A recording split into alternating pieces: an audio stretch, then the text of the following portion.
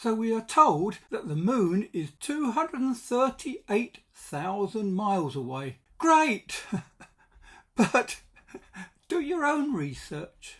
So to see how far you can truly see and whether the Earth is curved as we have been told or not, as the case may be, I bought myself a Nikon P1000 camera. Now, experiments and research are ongoing, but much work has been done and published by others. But I wanted to find out what I could see if I pointed the camera towards the moon. Well, I was amazed, but took it no further as there were a lot of problems when you first start. Living just southeast of London in the UK, it gives us numerous problems of light pollution, haze, cloud, chemtrails, and just being too cold for me at night, and only a few times per year when it is the full moon. Anyway, this weekend just gone, they talked about a full moon and a blood moon, and guess what? There were clear skies beforehand, but were now covered by cloud. Not surprising, but quite usual. However, later that night, the skies cleared, and it wasn't too cold, perfect for me, but there remained that thin, milky, high-level cloud that diffuses a good picture. And something I didn't realise. But at that magnification you can clearly see the moon moving, taking about 2 minutes to cross the screen, which of course means a further blurring of the pictures due to the movement. So, wait for it. Here's my first effort, taken the night before full moon, just in case the sky was too cloudy the next evening. I've experienced that before. The thing about this picture is particularly the edge detail on the top left quarter. But here's my point. No way you can tell me that that camera is taking a picture of an object at 250,000 miles away. Look, I'm doing it myself. That's not 250,000 miles away. I took a further shot of this edge and then a further magnification of this picture. Look at those craters. That's not 250,000 miles away. The problem we have is with big numbers. They are impossible to imagine. Can I photograph something in Scotland from Kent in England? That's just over 400 miles away. Well, of course you will say, but there's a curve. But a place 400 to 500 miles away is a long way away.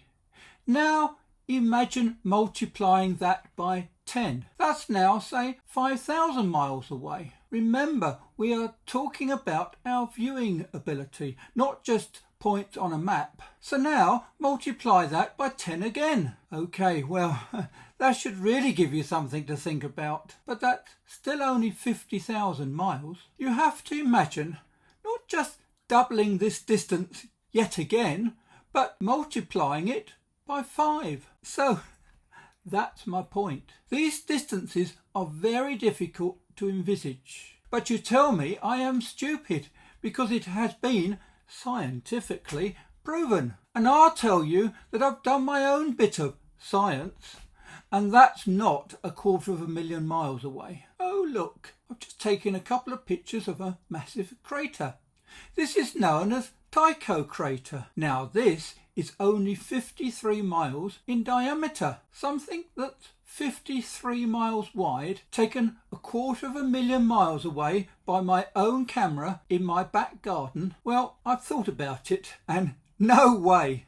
And when you look up the history of moon distance calculation, the so-called accurate measurement used dated back to 1751. Using a method of direct triangulation performed by Lalonde and de la Caille. Nothing wrong with the mathematics, but what was claimed as observed was not actually used because they introduced the usual fudge factor called refraction. Oh yes, the moon they observed was not what they used because it was thought to be a refracted image.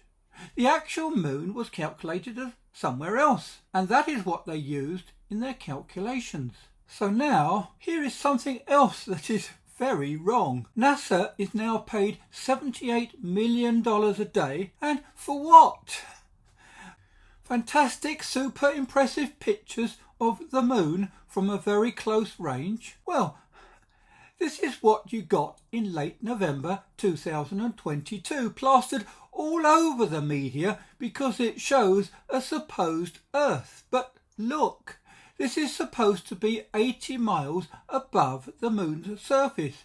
And we get this. Quite honestly, my pictures are better and with more definition, taken at a supposed 250,000 miles away, which makes you even sceptical of the Earth in their picture. Look, it seems a skilled astronomer can take much better photos from Earth than their so-called images from 60 to 80 miles away with Orion. Now, that should really give you something to think about. And lastly, we can take these pictures from Earth, despite the atmosphere and everything else, because it's bright. But we are told the moon's surface is covered in dust. Well, if you really think that dust can reflect brightly 250,000 miles away, then you need help. What you're believing is eloquently addressed in this picture. May I remind you what the Bible says? Then God made two great lights, the greater light to rule the day and the lesser light to rule the night. The lesser light is the moon. No mention of it being reflected light from the sun. The moon is its own light. Oh, again, you believe this, that a rock reflecting sunlight becomes a glowing heavenly body. Again, I think you need help, my friend, and it appears that you've never thought about travelling light. We will discuss this in more detail when we discuss stars. But look, you've used a torch, I'm sure. Point it straight at your feet and it's a fairly intense circular bright light. Point it at the wall and again, if you stand close, the light is fairly well defined and bright. But start moving away from that wall and what happens? The light spreads over a wider area and the intensity drops rapidly.